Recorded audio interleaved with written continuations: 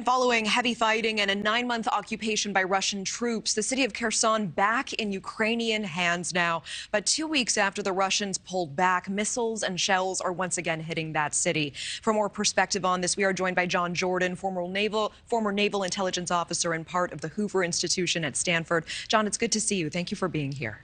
My pleasure. And John, Ukraine was able to retake Kherson. Do you think they'll be able to withstand this newest attack from Russia now? Oh, they'll be able to withstand it and then some. The fall of Kherson was a big blow to President Putin. That was the only one of the four annexed areas capital to fall to the Russians, the only Ukrainian major city. And for it to be back in Ukrainian hands and for Russian troops to have to ignominiously cross the Dnieper River in retreat is a big deal in Moscow. While the Russians are shelling Kherson from across the river right now, in the last couple of days, Ukrainian troops have started to occupy what's called the Kinburn Spit, which is a peninsula just below Kherson, south of there, and on the other side of the river.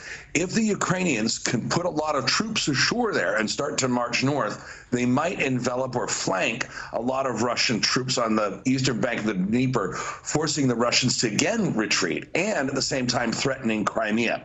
And if Crimea is threatened, there will be big-time political consequences in Moscow. And meanwhile, this week, we've also seen Lithuania expressing concern about Russia's invasion. And now the president of Armenia reportedly snubbing Putin at a meeting of Russian allies. Can you explain what that means in terms of Moscow's influence in the region? Yeah, I was taken aback by this. The president of, the Russians have a part of a security organization called the CSTO, which is former Soviet states, which are now sovereign countries, in kind of a NATO-like security arrangement with Moscow at the hub. The president of Armenia snubbed President Putin, didn't want to be in a picture with him, and complained loudly when the Russians wouldn't help the Armenians in their ongoing conflict with Azerbaijan, probably because the Russians don't really have the military capability to spare.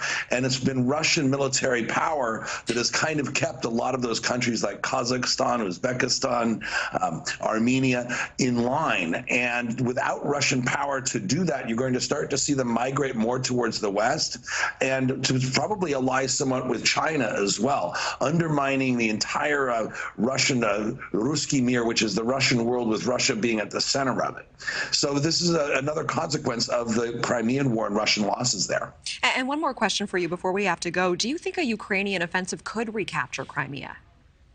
Yes, I do. Yes, I do. The Ukrainians, if they cross the Dnieper River in force, the Russian troops there are largely conscripts. There's not a lot of equipment, ammunition, low motivation, not a lot of fuel. And believe it or not, winter will actually favor the Ukrainians because we've been outfitting, along with our allies, been outfitting Ukrainian troops for some time in preparation for this. And the Russians are woefully under-equipped to fight in the winter right now. And this might be kind of like a repeat of the Russian defeat, believe it or not, right before World War II in Finland. Yeah, that piece of context, really interesting, really helpful. John Jordan, always good to see you. Thank you for your time. My pleasure. Thank you for watching. Go to newsnationnow.com to find NewsNation on your television provider. And don't forget to click the red subscribe button below to get more of NewsNation's fact-driven, unbiased coverage.